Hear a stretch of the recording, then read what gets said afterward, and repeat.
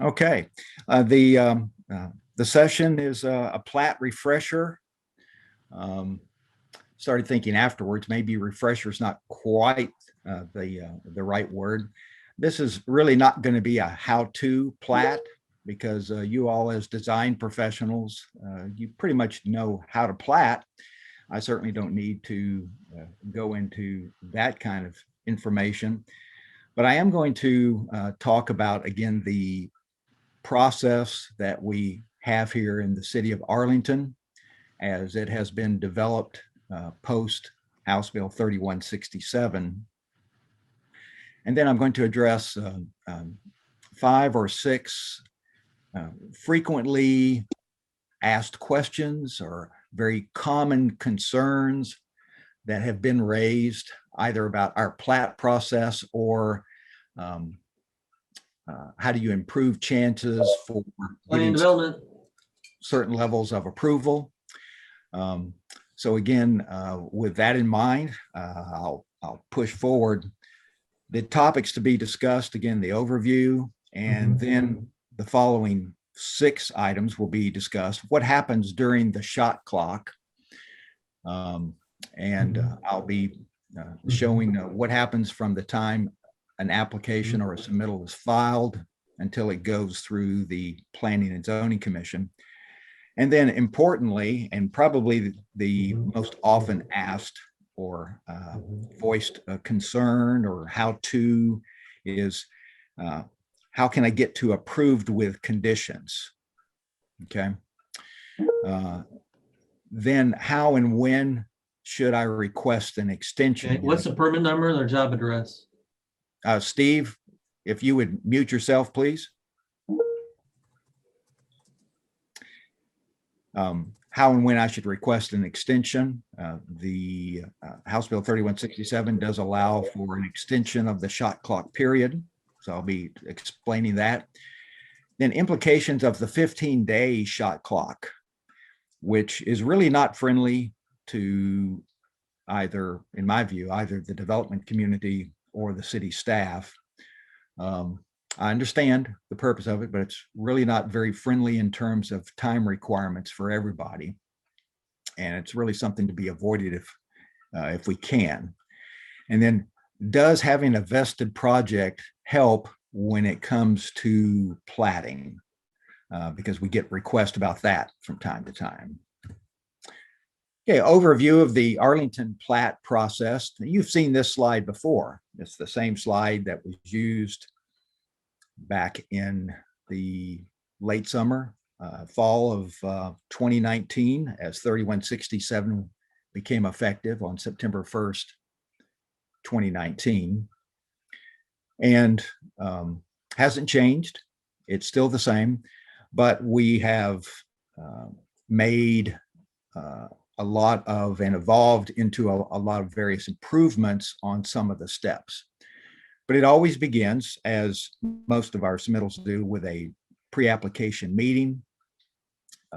Importantly, we share information at that meeting with the applicants in terms of expectations of the plats, including completeness, because that has really an increasingly important role when it comes to the shot clock, which will be explained in a few moments. And then the submittal is made according to the established plat calendar, a completeness check, and then the staff reviews the submittal and prepares staff comments, and we publish it in the plat agenda. It goes to the Planning and Zoning Commission for action, where the first time through, the Planning and Zoning Commission may take one of 4 different types of approval, 4 different types of action. The first is to approve it. The second is to approve it with conditions, and that's new with 3167.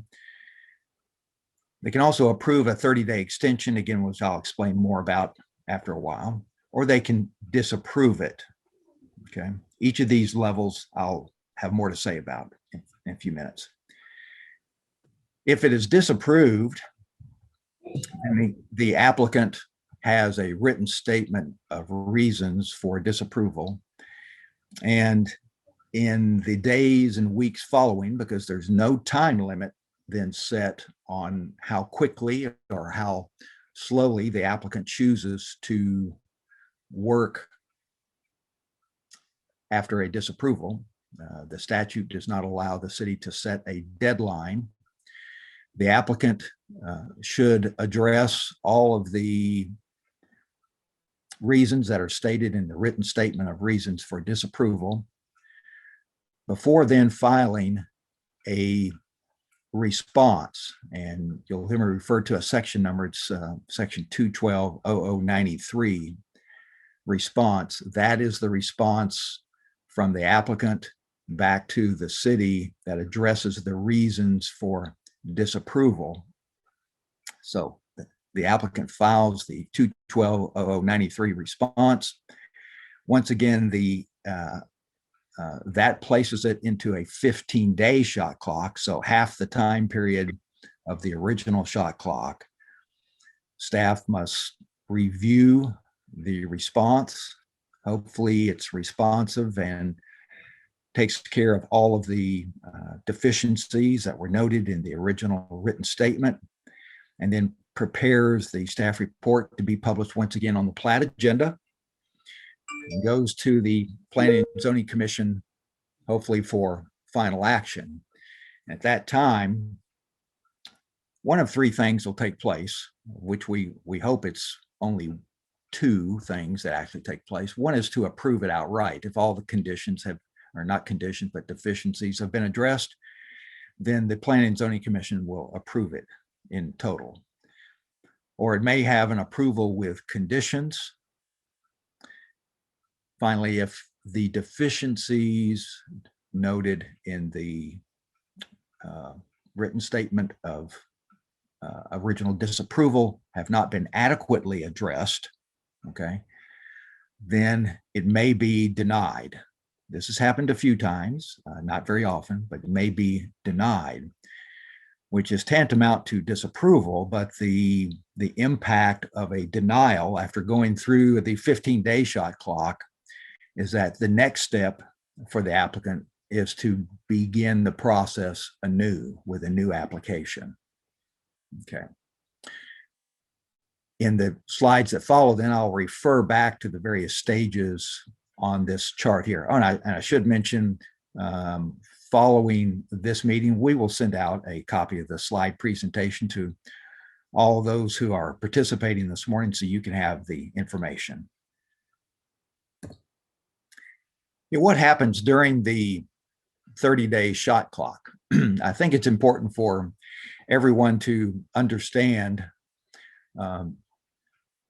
that it's not like during that 30 days, it's like a blank slate and all there is to be done is to work on a submitted plat. Okay. But here I've got just squares representing dates on a calendar. And this is pretty representative of what the calendar looks like throughout the year. Now, as you can see, I've got Planning and Zoning Commissions listed every other Wednesday. And again, while that's typical, of course, we have some months when the calendar arranges it for us where there's actually a 3-week gap.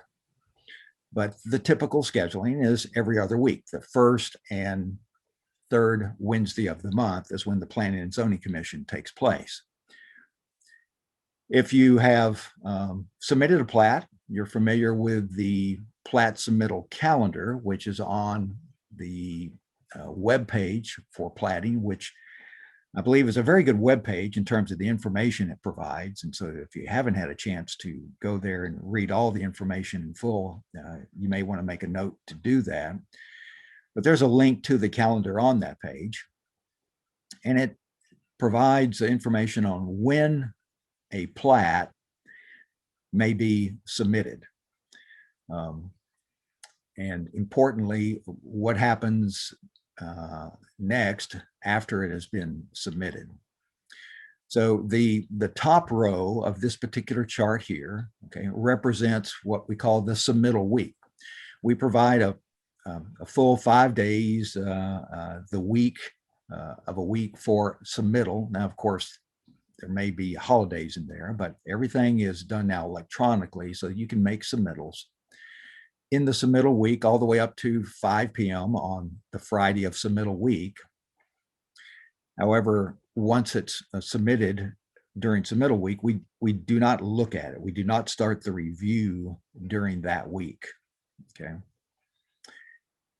However, the following week on Monday, Tuesday, and Wednesday, that is the time that we set aside for completeness review during the first 3 days of the following week. Now, I want you to see that begins, when we do that completeness review, that begins the 30-day shot clock. So if you just count the boxes that I show here on this chart here and begin with the Monday of that completeness review and begin counting, by the time you get to the gold square where the gold P&Z meeting is at, that's exactly 30 days. Now, it's really coincidental, actually, that 30 days is provided in the statute. And because the Arlington Planning and Zoning Commission meetings are on a Wednesday, that the 30-day shot clock can conveniently begin on a Monday 4 weeks prior. Okay. I mean, for all those cities that have Monday P&Z meetings or Tuesday P&Z meetings or Thursday P&Z meetings, their calendar looks different. And it's maybe a little bit more confusing at times, but for us, it's pretty clear cut that when the completeness review begins and completeness is determined, then the 30-day shot clock begins, and we can easily look forward and we can tell when that particular plat will be going to the Planning and Zoning Commission. Okay. In the 2 to 2.5 weeks that follow, the plat is reviewed then for compliance with our platting requirements. Depending upon the type of plat that's filed, obviously some plats are different, and the level of review, the level of technical requirements differs. The obvious example is there's differences between a preliminary plat and a final plat. A replat is very similar in a sense to a final plat, but then other types of plats that can even be approved administratively, those have different levels of review. But essentially in the 2 weeks that follows completeness, it's passed around between the case manager, planner, and the engineering folks to take a look at it for the technical review. By the time we get to 3 weeks after the completeness review, it is time at that point for the staff to produce internally, to produce the staff report. And we begin looking at those. I look at every staff report for a plat. I will look at the written statement of reasons for approval with conditions or for disapproval, whatever the case may be, to try to make sure to the best of our effort that we can remain consistent with the way we review the technical requirements.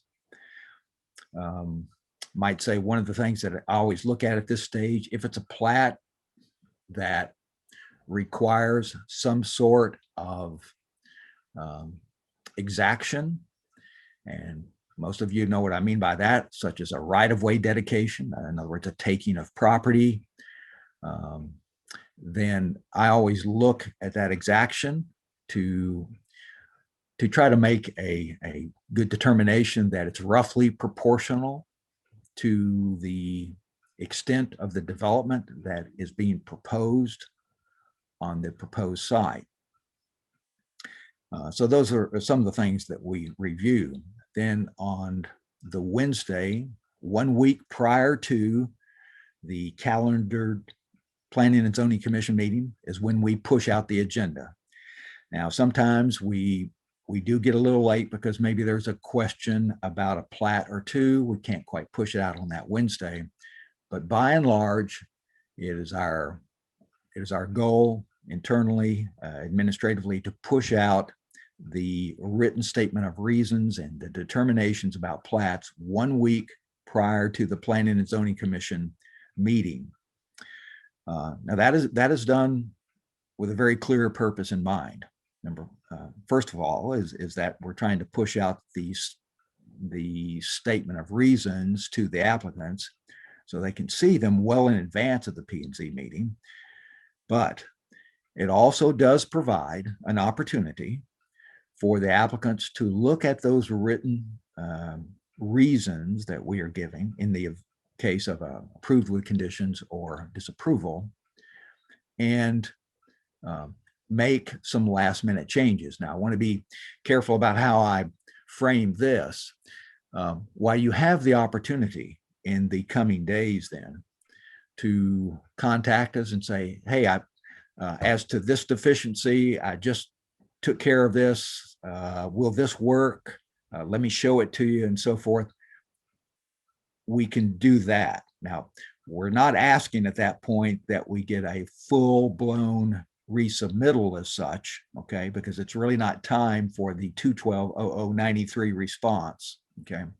But I do encourage you, if appropriate, and depending upon the extent of the written reasons, to contact the case manager who's noted on the staff report and say, hey, as to this item here and this item here, that, for example, where you are disapproving us on that, here's the answer to that. Here's the clarification I can make. Here's what I can give you right now. Here's how we're going to take care of that. It's very possible, and we have done this a number of times. We will, after consulting with you, hearing that information and talking internally, we will switch the written statement of reasons from like a disapproval to an approved with conditions, okay? That's not an unusual thing. We will do that. So some time is provided, not a whole lot, but some time is provided then from the time we push out the agenda until the Planning and Zoning Commission meeting to do that. Now, again, I have to be honest with you and say, if you wait until Tuesday afternoon of the following week, the day before the P&Z agenda, there's very little time for us to react, okay? But if it's some tweaking, some clarification of information, if it answers a big question, I encourage you to get with the case manager and or the engineer on the particular plat involved to do that, because we will make that switch where it's warranted. Okay. So then the following week comes up, we get to the Planning and Zoning Commission meeting, and then that is when the Planning and Zoning Commission at day 30 of the shot clock then approves with conditions or disapproves the proposed plat. And again, for those who are now old hands at our platting process, we have a consent agenda, and there's a separate consent agenda for each level of action that is taken. And we just work through that on the consent agenda.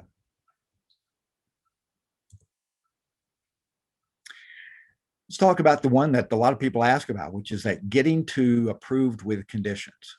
I've talked with a number of you all out there, a number of professionals, about the importance to you and, of course, to your client then of getting that approved with conditions. If it's not going to be enough to get to approved, then it's important that you get to approved with conditions as compared to seeing the D word, disapproval, on a recommendation from staff. We understand that. Sometimes it's important because you all have given your clients some, quite a ways prior to this time period, you've given your clients a timeline on when they should expect certain things to happen on the road to development. You want to maintain that momentum.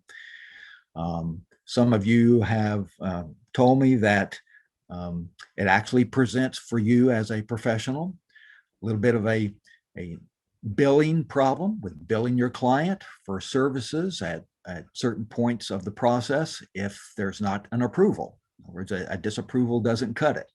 So we understand all that. Okay, so it's important, and it's good for us too at staff level that we get to approved with conditions, if not outright approval. But again, pursuant to House Bill 3167, the commission has 3 actions to be taken. Now, it used to be, prior to 3167, the statute just said the planning commission shall act. That's all it said. It didn't specify how it would act. Okay. But with 3167, it's now prescribed for all of us. We can approve, and I've already said that's when all the conditions are, not conditions, but all of the various technical requirements are met. Or we can disapprove. We've either got to approve or disapprove, but we have the option of the approved with conditions. Okay. And that applies to the preliminary, final, replats, as well as any site plans or engineering plans that are associated with those plats. And again, for those who may be asking, yes, these types of plans are subject to the 30-day shot clock. If you look back at the history of 3167, and initially when it was filed and was going through committee hearings down in the Texas legislature, it was strictly addressing plats, the actual plat itself, and the 30-day shot clock. But then during the markup process, somebody decided, hey, it'd be good that all these other plans that cities are asking for, they should be subject also to the 30-day shot clock. And so that was stuck into the bill as well. So we're there, and it specifically defines plans to include things like site plans and engineering plans. So there's no escaping that. Okay. Now, I might say that there are certain types of plats that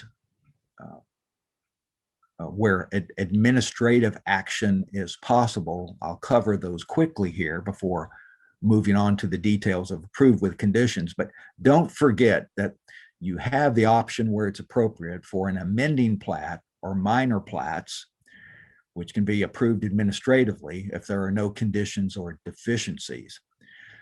A minor plat is appropriate for property that is previously unplatted and where you are creating 4 or fewer lots that don't require the extension of municipal infrastructure. So if you have a previously unplatted lot, let's say in the middle of a neighborhood or a subdivision that is not previously platted, and your water and sewer lines are already running out in the front, okay?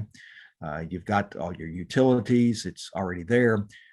Consider the minor plat process, okay? Still got to meet technical requirements. However, it doesn't have to go through the 30-day shot clock and go to the Planning and Zoning Commission for approval. Same thing with amending plats. Now, amending plats, if you look at the statute, there's like 11 different scenarios that you can use for an amending plat, and that's it, period, okay? And our UDC says we follow the statute for amending plats. Most of the scenarios have to do with the most minor of things, a Scrivener's error or correcting a course, okay? Legal descriptions, etc. Okay, but scenarios 10 and 11, and you may want to look at it sometime, do provide an opportunity for amending plats to actually juggle around your lot lines and move established plats, established lots around, as long as it doesn't create the need for additional infrastructure. But do take a look at what are called purposes 10 and 11 in the amending portion of chapter 212. Okay. And we do have something called a conveyance plat. It's not requested that often, but it's only where there is a need for a subdivision. In other words, there is no planned development. And we'll process those things, but when processed for purposes of recording so that a parcel or a lot may be conveyed, that those parcels are not developable. Okay. In fact, the conveyance plat by statute must state on its face that they are not for development. Okay. So I didn't want you to forget about these types of plats that are possible without going through the process. Okay. So let me explain then the four levels once again. Approval, as I've stated, is where it meets all the requirements of the UDC, applicable statutes, the form of recording as the statutes prescribe, and other rules and regulations of the city. Okay. I'm going to come back to approve with conditions in a second. Disapproval is where the plat does not meet the requirements of the UDC, et cetera. Okay. And so in a sense, you've got either it can be approved or it's got to be disapproved. Okay. But we have that middle of the road choice now, that option for approved with conditions. Now, the statute does not set out standards for when is something approvable with conditions. Just says that a city may do that. City is not required to do that. Okay. I can't speak for what or how other cities handle approved with conditions, but we felt that in the city of Arlington, that if that's going to be an option and if it's going to be something that we exercise, then it must have meaning to it. Okay. We're not going to pass something through as approved with conditions if it's just really loaded down with a lot of serious major deficiencies. Okay. Just for the sake of passing it through. Okay. So here's our general rules that we use. The approved with conditions, the plat has deficiencies in substance or form that the city, in our sole discretion, determine that it can be fully corrected or revised without requiring additional review for compliance, without necessitating additional comments for revision, or without substantive modifications to previously reviewed plat-related plans. Now, let me just speak as to each of those three prerequisites. When I say without requiring additional review for compliance, I'm not saying we're not going to look at the plat. Okay. We'll look at it. But what I mean is if a case manager or an engineer have to spend another half a day going through all the calculations, verifying information, essentially spending significant review time in order to determine whether or not the a resubmittal, once it's made after an approved with conditions, is going to meet all the technical standards. Also, if it can be approved without necessitating additional comments for revision. Now, there may be some minor comments, but if it's going to still result in 50, 60 comments of deficiencies, then really there's no point of going through approved with conditions. And finally, assuming that the changes that might be necessary as a result of the conditions, as long as they don't require you to totally reconfigure a site plan that has been submitted as a part of the plat, you're not going to have to reposition buildings on the property because you've added now a detention or retention area for drainage purposes. In other words, if there's not significant changes to a site plan or to engineering plans, if there's a little shift in some parking spaces, things like that, that's one thing. Okay, but I think you kind of get what I'm saying here. If it's going to result in substantive modifications to a previously reviewed plat-related plan, if it meets these rules of thumb, if you will, then we will recommend it to the Planning and Zoning Commission as approved with conditions. Finally, I'll just mention denial, which is the very last action on here. Again, that comes after an action has made its way through the process a second time. It's already been disapproved once, and now it's back before the Planning Commission. As I've stated, in this instance here, the plat's been previously disapproved, and the 212-0093 response fails to correct the deficiencies to the point where we can't even give it an approved with conditions. Okay, it's still a significant deficiencies, and it would otherwise be a disapproval, but it's a second time through, so now it's a denial. Okay. What is the effect of approved with conditions? Well, for the applicant as well as the staff, the plat is off the clock. Okay. So Planning and Zoning Commission says it's approved with conditions. In our mind, the Planning and Zoning Commission is not going to see it again. Okay. It is now up to the applicant to comply with the conditions that are listed on the written statement of reasons for approved with conditions. Now, I state that the applicants are not required to provide a 212-0093 response, and that's true. But keep in mind, the 212-0093 response, it's a formal response required by HB 3167, where every single deficiency must be addressed in writing back to the city. Now, we're usually not so particular that we require that degree of formality, but that is what the statute requires for a 212-0093 response.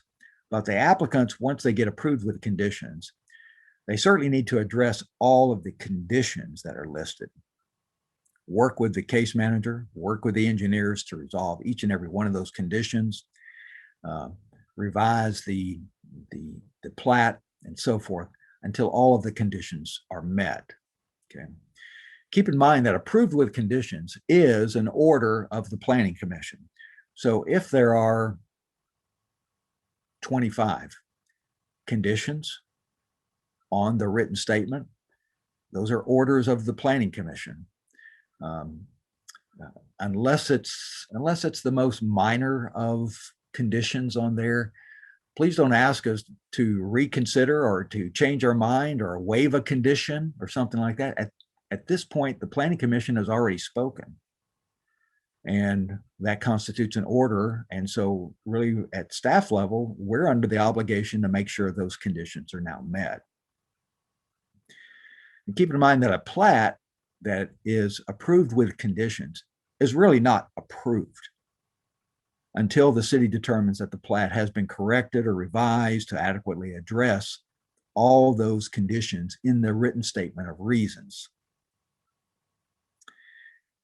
Until those conditions are met, the city will not accept any submittal pertaining to further development of the property to be platted, including, but not limited to, a site plan or public infrastructure plans, assuming those weren't part of the submittal as a part of, like, let's say, a final plat. Nor will we accept a final plat if the approved with conditions, for example, pertains to a preliminary plat. You've got to finish the plat off. You've got to finish all of the conditions before moving to the next stage of the development process. And keeping with that, we won't issue or grant any permits or approvals, early work, etc., having to do with the site, such as tree removal or grading, until all of the conditions are met. Again, this is done to maintain the integrity of the approved with conditions option. Okay. Without doing these things, then in a real sense, approved with conditions is almost meaningless. It's just a step. It's just a list. But for us, these conditions must be met. And once they are, then we move on to the next stage of the process. How and when to request an extension? Frankly, I'm surprised that more applicants do not request an extension of the 30-day shot clock. It can be useful, especially if you are facing a disapproval. Okay, so let me walk you through the steps for doing that. This HB 3167 states the applicant may request in writing, and it must be in writing, a one-time extension of the 30-day shot clock not to exceed an additional 30 days. You know, prior to 3167, most cities had a very loose, is one word for it, a very loose process when it came to dealing with extensions. The statute really, prior to 3167, really didn't even say you could have an extension. Didn't say that you could waive anything, but cities had developed over time a system where working with the applicants and in good faith, everybody would agree that, okay, we'll just skip to the next planning commission meeting, or we'll catch you a month from now after you've had time to work a little bit more on this plat. So there were these effectively these waivers of the 30-day shot clock, because keep in mind, 30-day shot clock, folks, has been around for like 40 years. It's been there. It didn't happen with 3167. Okay. And so again, cities and applicants through these handshake agreements said, okay, we'll work this out. We'll give you more time to do something before we take it to the planning commission. Well, now it's very rigid. The city cannot request an extension of you. Even if we think it's really in your best interest, like, hey, why don't you do this? You know, we can't request that you seek an extension. It is totally up to you as the applicant. And the statute says that we cannot request. Okay. If you do wish to take advantage of the opportunity for an extension, on our platting webpage, we have a link to the form that you can see on the right-hand side of this slide here. It's a one-time extension of the statutory period for plat approval. Okay. And it asks for information that is deemed necessary to comply with the statute. Okay. This request is something then that we would take to the planning commission for their approval, because once again, the statute states that the planning commission must approve this extension. It can't be something where you file it with your case manager and we said, yeah, it looks like it's all in correct form, so we've got you that extension now for another 30 days. No, we must put it on the planning commission agenda. Okay. And we have a spot at every single meeting for approval of extensions. Now, the planning commission may approve or modify or deny the shot clock extension. They've never denied somebody's request for a shot clock extension. They've approved them. Now, in a sense, we modify just about every request that comes in, because usually the applicant says, yeah, give me another 30 days. Okay. But in reality, the planning commission calendar does not allow for granting a full 30-day extension. All you got to do again is look at the calendar from one planning commission. You know, you count forward then 30 days, you end up like on a Friday afternoon. Okay. But it's got to land on a planning commission day. So you've got 4 full weeks or 28 days. Okay. Is really the longest period that can be given for this one-time extension. So unless the planning commission directs otherwise, or unless the applicant states that, no, I don't need the full 30 days, just give me another 2 weeks. Okay. And you can fill that in on this form. You can go for less than 30 days and name the date. Okay. But unless we have those directions or otherwise from the planning commission, the extension is going to be granted for the longest period possible. And as I say, that's in no case longer than 28 days. Now, this gets kind of tricky really for everybody.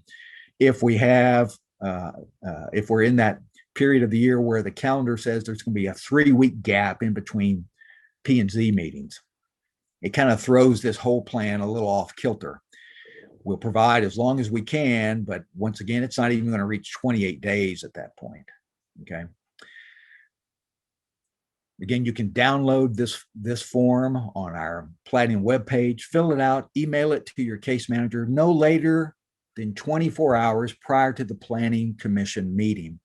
It's okay, ladies and gentlemen, that we don't have your request for an extension on the plat agenda that we push out the prior week. That's okay. It's because usually after you receive your written statement of reasons for disapproval, that you say, look, I want to ask for an extension, and you kind of contemplate that. Maybe you talk to your client, maybe not, or whatever, but you've got time to decide, do you want to get that extension? Okay.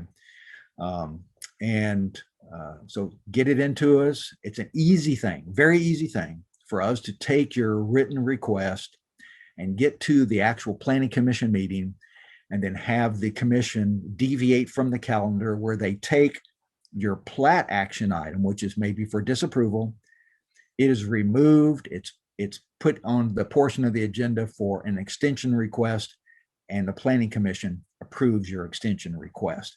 So that gives extra time then to take those written statements, those written reasons that have been provided to you, and work them with your case manager and the engineer, and get them in shape so that when you do come back 28 days later, everything is buttoned up real good, and hopefully it's a full-blown approval.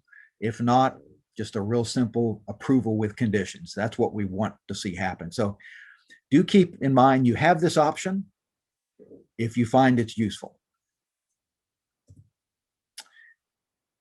Implications of the 15-day shot clock. This is a part of 3167 that has been problematic for a lot of cities and applicants, but it's the reality that currently we all live with.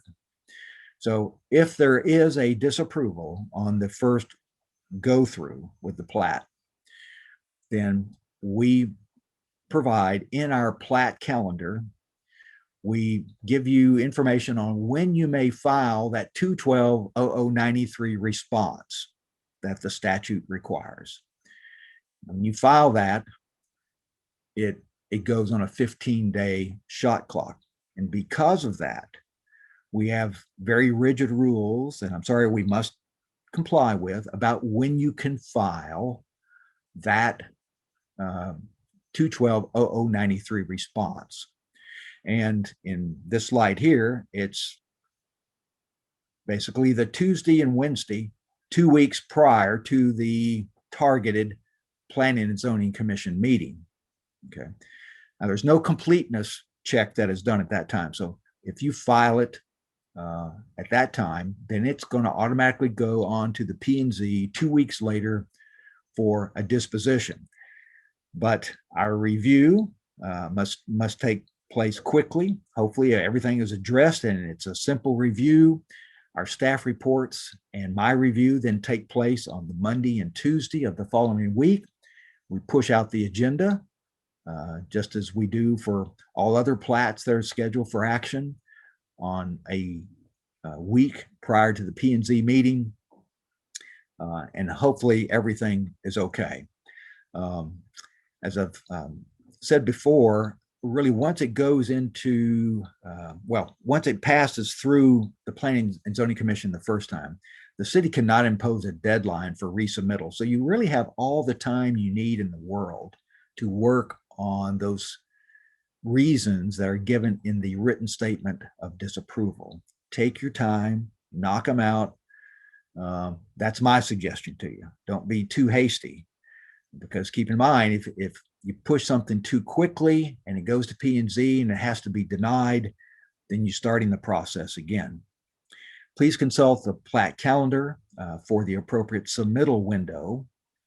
And again, I'll just say, we believe it's very imperative that applicants fully address the written statement of reasons for disapproval in this 212-0093 response. Finally, let me mention something about vesting. Every now and then we get a request to, hey, how can I avoid some of the newest procedural rules that you all have here in Arlington, because my project is really pretty old. You know, it goes back prior to the effective date of House Bill 3167, okay, which is September 1st of 2019, okay. Well, that's certainly something you can consider and that we will grant if vesting is appropriate. Let me just speak to that. So vesting is available for an active project that is filed where a complete application was filed prior to September 1st, 2019. Now, this is important. So I'm not sure how many of you on this Zoom meeting are familiar with vesting, but we're not talking here about where necessarily the plat that you're working on right now, like a final plat, that it was filed prior to September 1st of 2019. If any phase of approval, if any step of approval was applied for prior to September 1st of 2019, then that vests the project as a whole. And all of the approval steps that take place from there on out, okay, are considered a single series of permits under Chapter 245, the vesting statute. So if you had a preliminary plat that was filed complete prior to September 1, 2019, then today your final plat is eligible for vesting if that is advantageous to you. Now, what does it get you? Well, it does allow you to alter the timing of submitting site plans and public infrastructure. And again, that's usually going to be with your final plat. Okay. You know, right now we require the site plan and PI to be filed as a part of completeness with the final plat. If it's a vested project and if it's something that you find that you want to do it this way, then again, with vesting, then you can temporarily defer the site plan filing and the PI filing. Even though if it's a final plat, we're still going to be looking at a lot of engineering, but you can certainly defer the submittal of the site plan for approval. Other things that it changes for vesting are things like landscaping amendments. Now, I'm just giving that away to all of those that are listening here. If you look at Chapter 245, it says it applies to all these rules that were in effect, you know, when you made that initial filing way back, whenever it was. But there's a lot of things that are not subject to vesting, okay? Like in general, zoning regulations are not subject to vesting, but certain zoning regulations are subject to vesting. One of them is landscaping requirements, density issues, lot size, okay, minimum unit sizes. All of those things are subject to vesting. That has to do with the history of why the vesting statute was important to enact to begin with, okay? Now, I'll let you kind of look back at the history and you'll see why those kinds of items are specifically called out as being subject to vesting, okay?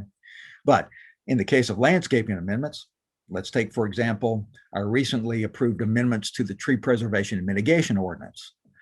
Those are landscaping related amendments. If you have a vested project, okay, back prior to September 1, 2019, then whatever the tree preservation and mitigation requirements were at that time, that's what you can live with. That's what we're going to review. Now, I'll just caution that sometimes that may be a benefit to you, sometimes it may not, because with our recent landscaping amendments for tree preservation, we give lots of credit, big credit, to preserving post oaks. Okay, so if you have a parcel that's got post oaks on it, or other types of cross timbers oaks, then you're going to get a lot of extra credit if you take the current amendments. Okay. Regardless of vesting, all plats must comply with the completeness requirements and the latest standards for infrastructure. There's no way around that. And you still have plat-related fees. Fees are not subject to vesting. Applicants must request a vesting determination. It's a pretty simple thing, but if you do wish to be vested, if you find that advantageous to you, send me an email, send your case manager an email. Doesn't have to be real formal. Just say, I'd like a determination on vesting as to this project. Do give us when the the first approval was filed, or first permit kind of related approval was filed. So we can trace that down and find it for you, make sure that you do qualify for vesting. If you do, you'll get a letter from me, and it lays out all of the rules for vesting and so forth. And finally, I'll just tell you, do keep in mind that Chapter 245 says, even though you're vested and you can take advantage of all those older rules and regulations and procedures and processes, if there is something in new amendments that the city adopts that you look at it and say, well, you know, I really would like to take advantage of that piece of this thing, you can do that. Chapter 245 says, even though you're vested, you can still take advantage of new rules and regulations if you wish. Okay. If you want to do that, please let the planning manager know on or before the date a new plat is filed. If you can't make that date, get with us and we'll help you work through that process to make sure you're making the right decision there. Okay. I've run about 4 minutes past the scheduled time on this, so time for some questions, and I'll hopefully try to answer them. So I'm going to call upon Maria now. If you can let me know whether or not any questions were submitted. I have not been looking at any chat related stuff. So Maria, do we have any questions? Yes, we do. We have a couple from Nikki Moore, one from Joyce, and one from Howard. All right. You know, from Nikki, she says, what we have discovered is that additional or new comments are added after the original set of comments have been addressed. Then the plat is denied without an opportunity to address those comments. In other cities, we have at least 2 opportunities to address comments during the first 30 days of being surprised by our comments 2 days before the meeting is set, and no ability to respond to comments before being placed on the agenda. I believe this is an area of opportunity for increased communication between staff and developer. She also states that if we don't get our comments until we see the agenda, then how do we need to ask for an extension? At this point, it's too late. Okay, that's kind of at least a 2-parter there. Let me start with what I believe was the very first part of that question, which is sometimes you get a second statement of reasons, a second set of comments that include comments not found on the first statement of reasons. So hopefully I'm accurately reflecting that question there. You know, the statute says that once the city provides a written statement of reasons, like for disapproval, that when you submit your 212-0093 response, and then we provide comments to that, the statute says that response that we make to your 212-0093 response cannot include additional deficiencies. Okay, something that wasn't mentioned in our first set of written reasons. That's absolutely correct. That is what the statute calls for.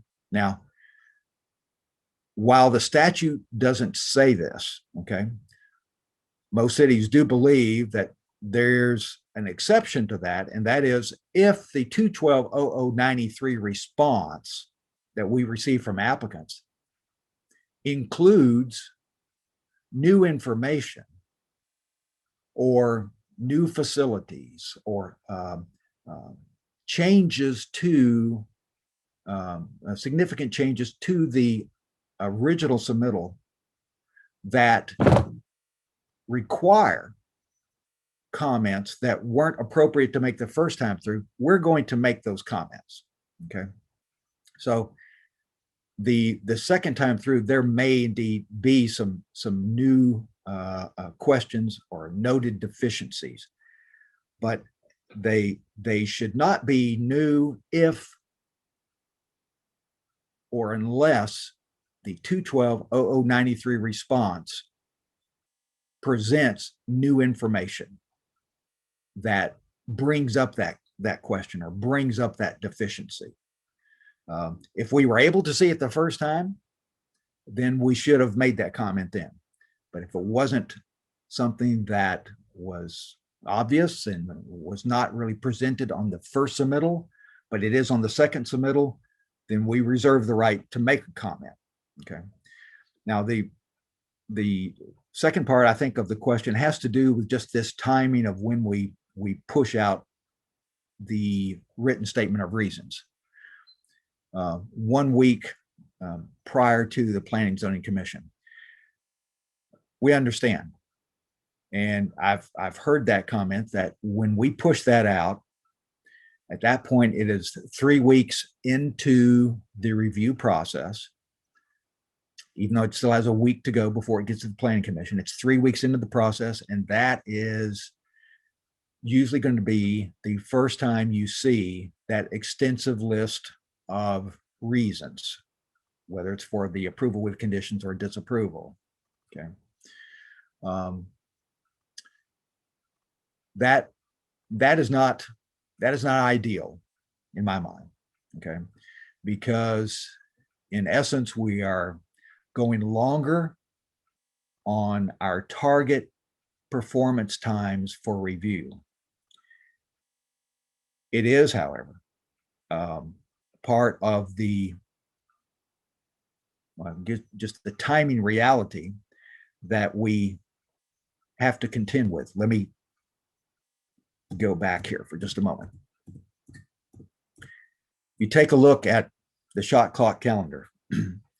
If you take this diagram here and you move the P&Z meeting that is outlined in gold, shift it 2 weeks earlier or 2 weeks later so that it lays over the top of another Planning Commission meeting.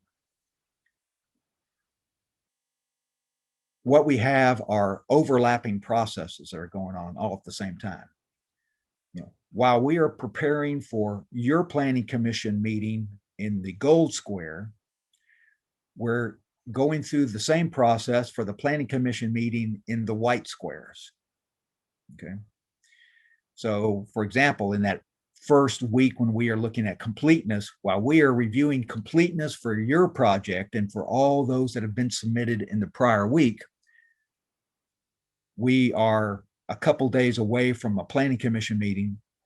We are receiving and fielding comments from applicants about certain conditions that they received from their submittal from a month earlier, and so on and so forth. So this diagram, you lay it over and you have these multiple layers of processing that's going on at the same time. Throw in a 15-day shot clock to this, and it's really, really crowded. Nikki, we understand exactly, I believe, what you're saying there. It doesn't give time for you to dedicate a lot of time to responding to the comments if it's just a week prior to the Planning and Zoning Commission meeting. It's not ideal. I'd like to say that could be improved at some point, but at this point, given all of our time demands that we're trying to meet here, it's very, very difficult. Okay. Now, I do want to emphasize again that when you get that list of conditions on the Wednesday prior to the P&Z, okay, if you can address some items, if you can, do that, because as I stated earlier, we are open to doing whatever it takes in the days between pushing out the agenda and the P&Z meeting to try to move you up a level, if that is possible. So while I know that's not an entirely satisfactory response, I want you to know you have that opportunity to do that, and we will do whatever we can to try to get you to approval with conditions. What's the next question there, Marie? Richard, I think Mickey is also trying to understand that, okay, once they get the comments a week prior to P&Z, at what point can they ask for that extension? Oh, okay. Well, as I stated when I was talking about the extension, okay, right here, if you get that extension to the case manager no later than 24 hours prior to the Planning Commission meeting, okay, So we will accept that virtually up to the last minute before the Planning Commission meeting. That is a very easy thing for us to do. Okay, so whether you decide the week prior that you want to do an extension, that's fine. Whether you want to think about it and file it with us on the Monday and Tuesday prior to the Planning Commission meeting, that's fine as well. Again, an extension is easy. That's easy for us to do. Richard, she's mentioned that they don't get the comments until Friday, not on Wednesday. Okay, I'll have to follow up because we do push out the agendas on Wednesday. So it's available on the city's website on that Wednesday. So we'll have to follow up and see what the issue is there. Okay, next question, Maria.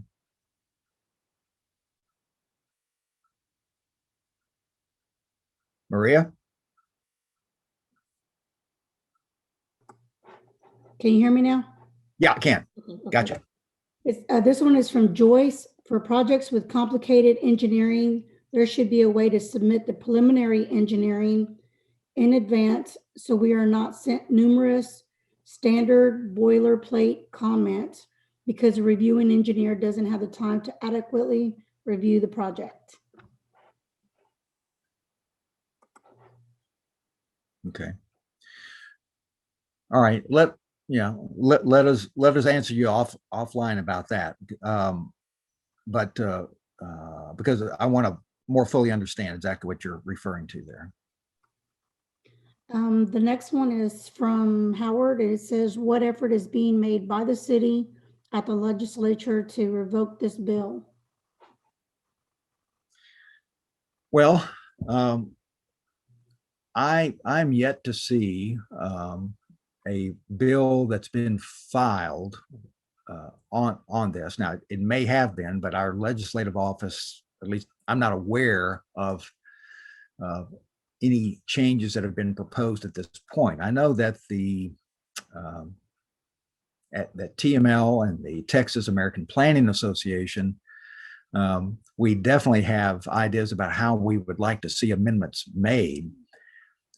It's my belief that the main issues of House Bill 3167 are not going to go away. Okay, there's not going to be a complete repeal. I don't believe we're going to go back to the old days.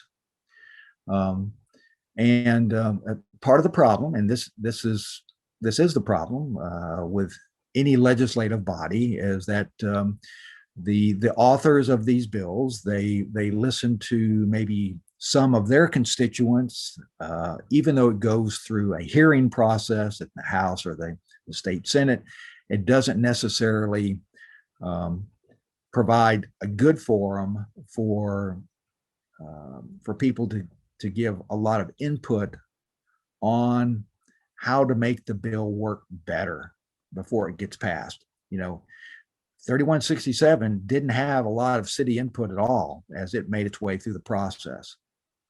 And so it was kind of forced on all of us. But again, Howard, honestly, I don't know if the author of 3167 or any of his colleagues is proposing really significant changes to 3167.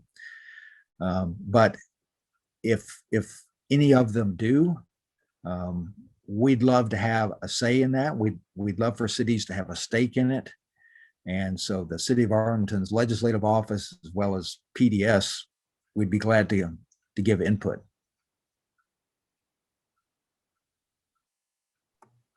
And Richard, we have one more. Moji has his hand up to speak.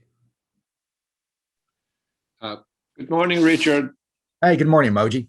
I want to say, first of all, that was a great presentation, and we should qualify that for continuing education credit so we can get. But my question is more of a broader question to you. You mentioned that the House Bill 3167 was initially really intended for regular plats and not plats with reviewing the engineering and detail and infrastructure and all that. Am I correct? So it was intended that way, and then engineering got thrown in there? Right.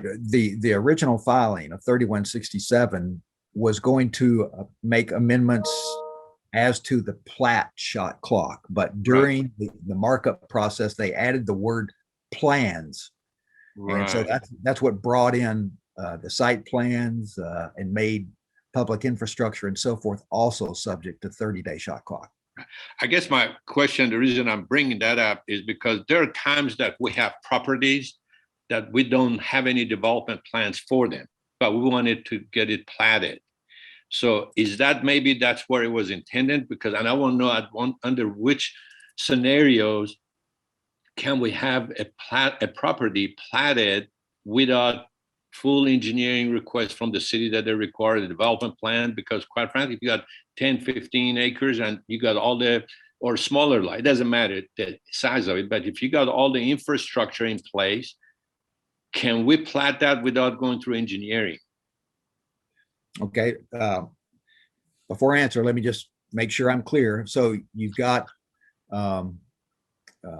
parcel. Let's say I've got 5 acres on Lamar Boulevard, okay? It's already got infrastructure and everything, but it has never been platted, and I want to just plat it, but I don't have any plans what to do with it right now. I just want to plat it. If possibly I want to sell, possibly want to keep it, but it's just, there's no plans for it. It seems like every time we come to the city for a plat, they're saying that we need to have full engineering plans, and a lot of times we don't know what's going to go there at that time. Yeah, no, if there are indeed there's not a current plan or purpose, let me put it that way, to develop the property. Yes, but you're wanting to subdivide it, you know? No, just plat it as one lot. Just plat it as one lot. Well, okay, all right. Subdivision is an all-inclusive term. Okay, in other words, okay, you're taking it and you want to plat it, but without a specific development on there. Yes, sir. Right. And I used to be able to do that, and I've done it in the past. I've got properties that I've done in the past, but it seems like we can't do it anymore. So that's where I am. Is it for purposes of conveyance? No, sir. Just keep it. I just want it platted. I've had properties that I have had them for 20 years, and I got it platted 15, 20 years ago, and I haven't sold them yet. I still have it. So, right. Well, the answer is yes, you can do that. Okay. And let me just give an example. While we haven't had one maybe exactly like what you just described, we have had large tracts that have been subdivided, and in the process of that subdivision, there are large sections of the parcel where no development is intended, but they are not, at least currently, maybe in the future, but not currently. We allow those to be platted without the necessity of showing infrastructure for those undeveloped lots. Right. Or undeveloped parcels. You know, so whether it's for conveyance, or even if it's not for conveyance, but you're just trying to plat, okay, Plat, right. you can do that. Now, I'm not sure where that gets you, okay, but of course on the plat, it's going to state on its face that it is not approved for development. You would understand that, right? Well, that's the problem. That's what I'm talking about. I have plats from many years ago, so 10, 15, 20 years ago in the city of Arlington, that they have been approved for raw land, has been sitting there, and it's developable land because it's platted property. So how in the world do we have all these platted properties that are already in existence? And I thought you said it wasn't platted yet. No. It was not, and it got platted. My point is that I have lower land. It doesn't say it's not developed. If the property is platted and has been filed with the county, how could it not be developable? And that we have had, my point is, we've had a lot of properties like that that's been platted in the past. But nowadays, every time we want to come to the city and ask for plat, they say, what's your concept plan? What do you want to do? We need engineering. Well, we don't know. We just want to plat it because plat solidifies a developer's right to that property. You know, that basically a platted property is a best, it for sale purposes is good. I mean, if I'm buying a property, I want to make sure that it's platted. So there's no easement later on that be taken. I mean, that's all the reason, many reasons that, you know, a platted property is the most powerful tool or permit that you can have. Hey, Moji, this is Brandon. I was gonna jump in here. Just, I think I might have a little bit to add to this. I think you just hit the nail on the head with the platting process and the entitlements that come along with that. Right. What that document provides, and the city acknowledges that, and it's our obligation to get our act together, and at that time, make sure we get the public improvements needed to serve what we're platting, because that's going to be a legal lot. And just like, you know, you're saying that when you go to buy a lot and it's platted, that means something to you. And what it should mean is that it has access to water and sewer and storm drain and you know, roadway. And so that's where the engineering plans come in, is that we're trying to look for to make sure that that lot is going to be a servable lot. Now, in the past, what we've done is we said, hey, we're not going to go through the details of the site and what this particular site means if you don't want to do that. We can just say, hey, we know it's got water access because it's out in front. Right. We know it's got sewer. If it doesn't have sewer, we want to get the plans showing that that sewer line is being brought up to the property. Yes, sir. So it's just teeing up that lot to be a developable, what I call a legal lot. And so as far as the engineering and the public improvements, that's the scope that we're looking at. Now, on the planning side, they may have some different thoughts on what they're trying to do with the plat. But from the engineering side, that's the limit of the engineering plans. Now, I will tell you that when you come in with a detailed site plan, we're able to justify only requiring, say, a 2-inch water line to the site instead of a 10 or 12-inch, because we know what you're planning. If we don't know, then we kind of have to go with the worst case scenario, and you may end up having to put in more infrastructure than needed. But you know, that's just kind of the trade-off on there. Yeah. So Emoji, when you teed up your question, you said it had infrastructure. So I was basing my answer on that. Okay. No, and I think I understand fully what Brandon's saying, that yes, I'm talking about, as I said, I used the example of Lamar, or, you know, any street that has already water and sewer running along. So yes, it already has infrastructure, and it's already zoned. Yeah. Let's say it's zoned office. Okay. But like I said, oftentimes, in fact, every case, when we come to the city, the first thing they want a concept plan. Well, we don't know at this point what the concept is going to be. It's going to be one building, 2 building, but it's office, or it's a retail, or what have you. So yes, the infrastructure is already there. I understand if there was no infrastructure, that the city will want full plans, like Brandon said. I fully understand that. But if it's already got all the infrastructure, then I'm saying, what is the purpose of asking us for a development plan if we don't know what's going to go there? Which is, we're spending a lot of money on the concept plan and engineering for something that we know it's going to change.